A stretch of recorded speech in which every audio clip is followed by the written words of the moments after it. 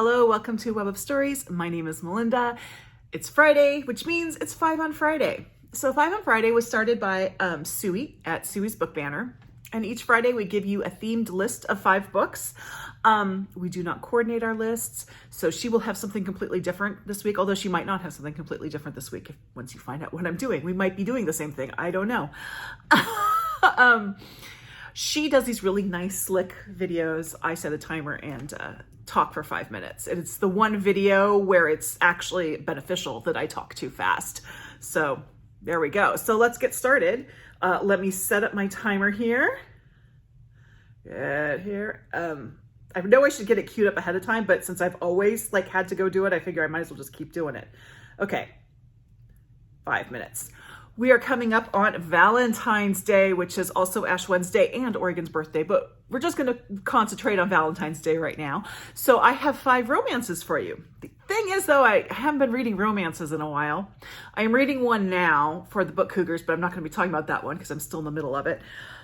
But I had to go back and look at all the romances I've read and choose 5 that I really liked, that I remembered what they were about, and that I feel okay recommending them. So I'm going to recommend these with the caveat, especially for the first one, that it's been many, many years, and especially for the first one, many, many years since I've read it.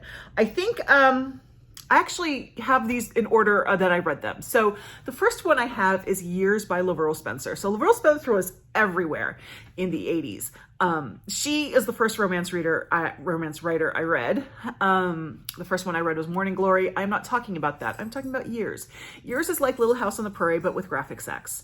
So it's spicy Little House on the Prairie. So if that's your thing, you might like Years. I also don't think there's anything that didn't age badly in this. I did recently, like last year, read a Laverell Spencer book that did not age well. I think this one is okay, if I remember correctly, but it's been many years. But I love Laverell Spencer. She's the one who got me first starting. And my mom and I would trade books when I was way too young to be reading them, but that's a whole other story. The next one I have is the first book I read by this author, and I think it's also her debut novel, and that's A Bollywood Affair by Sonali Dev. This is actually the beginning of a trilogy, and it kind of follows like a minor character. One book is the subject for the next, blah, blah, blah.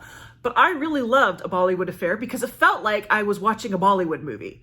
It was so full of life and so fun. And if you've never seen a Bollywood movie, I will tell you this, you cannot not smile watching Bollywood. The dances and everything, this was that book. This book just was joyful and I loved it. There is some darker elements to it, but it's still overall a very joyful book and one that I really, gotta check my time, I really enjoyed. And I continued to read Sonali Dev until pretty much I kind of got my fill of romances for a while, and they weren't speaking to me anymore. Not because of Sonali Dev, that's just the way it went. But yeah, I really enjoyed Sonali Dev's books, and this was a great one. The next one is by an author who I've read most of her books. I think I haven't read in a couple of years, but this was my favorite of her books. And this is Party for Two, A Party of Two, or Party for Two, whatever, by Jasmine Guillory. And this is part of her wedding date series, which is her first 5 or 6 books. I really like this one. It's about an African-American woman. She's a lawyer. She's in LA, and she kind of meets up with this white guy. I only bring that up because there are some issues that come up with it being an interracial romance. But it turns out he's a senator, so you get the political side of things, and there's so much food. Jasmine Guillory loves to write about food. And she has great colorful characters and really strong female characters. I would recommend her entire series, any of them. This is just the one that I particularly enjoyed the most, which was Party of Two or For Two or whatever. Okay, number 4. This one is a little unusual for me to recommend because it's a Pride and Prejudice retelling. And if you know me, you know, I have not had good experiences with Jane Austen in the past. I have read all of her books, but I read them all in academic settings and I didn't enjoy them. I'm going to try her again in a non-academic setting to see how it goes. But this is a Pride and Prejudice retelling. But it's Aisha At Last by Uzma Jula Laden. It is set in Toronto among the Muslim community up in Toronto, which is a really unique take on it. And it's not overly Pride and Prejudice-y, okay? So it's not a super strong, it's not a super obvious retelling, I shall say. I'm much more interested in the characters and the cultural things that she brings up, but I really enjoyed this book. I actually brought it to a book club and people were completely shocked that I would recommend a Pride and Prejudice retelling because I'm me.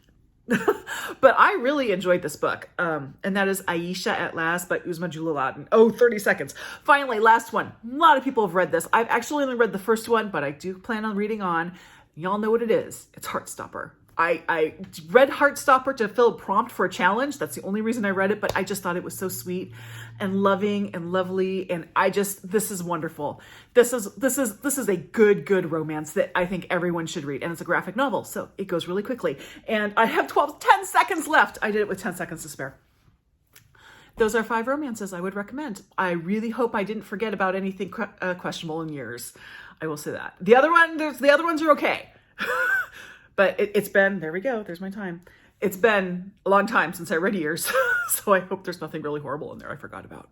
But I do remember really loving it because I was a kid who enjoyed Little House on the Prairie. Little House on the Prairie was, as I see as an adult, problematic. If Yours ends up being problematic, it'll probably be problematic in a totally other way. But spicy Little House on the Prairie, there you go. Anyway, I don't know what Sue is doing this week, but I have a feeling she might be doing something similar given the date. So be sure to check her out. Thank you very much for joining me. Like, subscribe, watch out if you have any questions. As soon as I hit 500 for a week after, I'm starting now until a week after I hit 500 followers. As of right now, I'm not quite there. You can send me questions and then I will answer them in a question and answer thing to celebrate 500 followers. So follow if you don't already. And thank you very much. I'll see you in the next video. Bye-bye.